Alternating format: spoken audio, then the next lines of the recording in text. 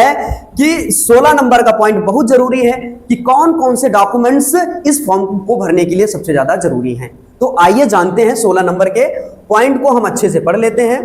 भाई क्या क्या पॉइंट जरूरी है यदि आप इस फॉर्म को भरना चाहते हैं। तो सबसे पहले हमारे पास क्या होना जरूरी है भाई, हाई स्कूल की मार्कशीट और सर्टिफिकेट, इंटरमीडिएट की मार्कशीट और सर्टिफिकेट। मतलब यहां पे देखो लिखा है 10+2 वाले बच्चे ही इसको भर सकते हैं। और जो एएनएम पहले से जो आशा बहन है और आशा संगिनी पहले से जिनके पास 10+2 होना जरूरी है, अगर वो 10+2 नहीं है मतलब 12th पास नहीं है तो उनको मान्यता नहीं मिलेगी।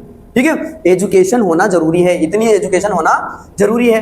पहचान पत्र जैसे Aadhaar card, voter ID, passport, driving licence ये होना जरूरी है। इनमें से कोई एक आप डाल सकते हैं। ठीक है, मुख्य चिकित्सा अधिकारी द्वारा आशा कार्यकर्त्री, आशा संगिनी का प्रमाण पत्र, मतलब आशा बहनें और आशा संगिनी बहनें जो हैं उन्होंने अगर एनएचएम में काम किया है तो मुख्य चिकित्सा अधिकारी सीएमओ ऑफिस से उनके पास एक वैलिड एक्सपीरियंस सर्टिफिकेट होना जरूरी है।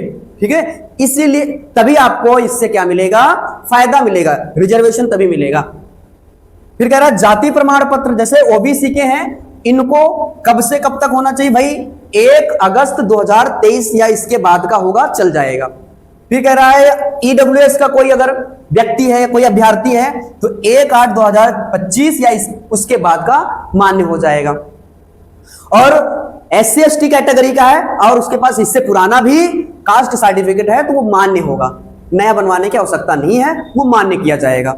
इसके बाद कह रहा है कि स्वतंत्रता संग्राम सेनानी के आश्रित भूतपूर्व सैनिक का प्रमाण पत्र, यदि आप रिजर्वेशन का फायदा लेना चाहते हैं और आपकी फैमिली से कोई सेना में था, आर्मी में था, तो उसके लिए प्रमाण पत्र होना जरूरी है। तो ये रहा आपको डिटेल में जानकारी हमने बता दी कि क्या क्या डॉक्यूमेंट्स चाहिए एएनएम ट्रेनिंग के लिए, फॉर्म भरने के लिए, ये हमने आपको डिटेल में बता दिया है। अब